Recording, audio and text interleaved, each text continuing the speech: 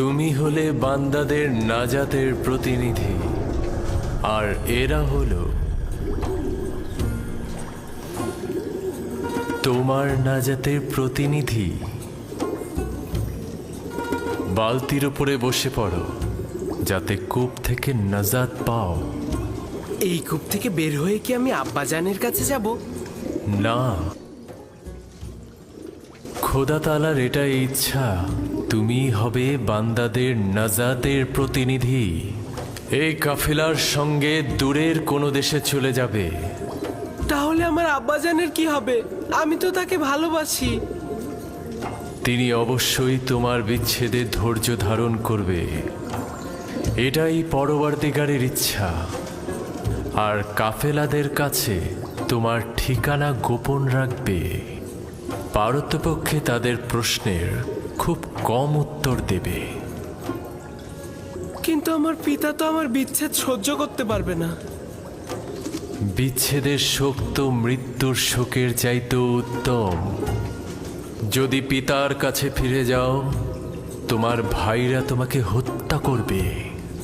সুতরাং নীরব থাকো, পরবর্তীকারের ইচ্ছার মূল্যায়ন করো।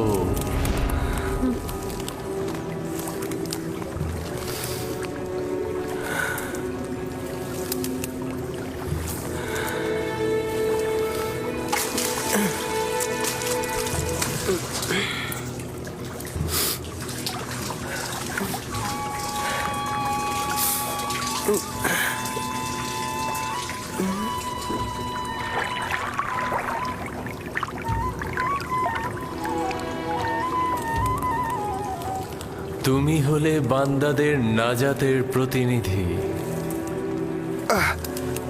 এই আমাকে একটু সাহায্য করো।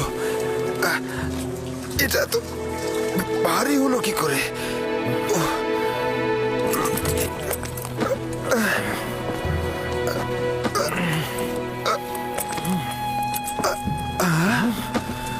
আরে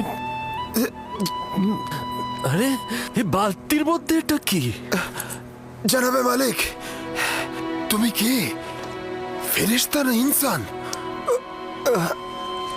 ওঠো।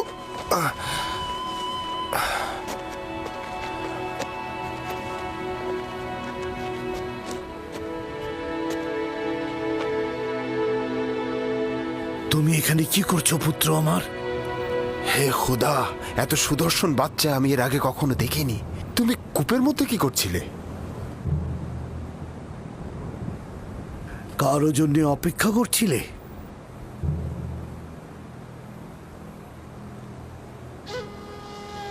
নীরব কেন আছো?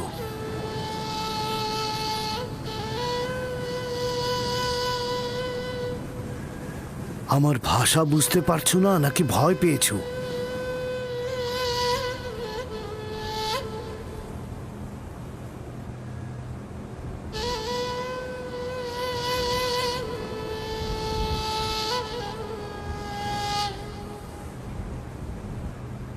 সব কিছু বলে শেষ করার আগেই ওর মুখটা বন্ধ করে দিতে হবে।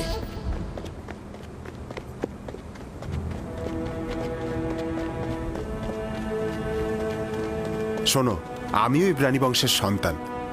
তুমি আমাদের দেখে ভয় পেও না বালক।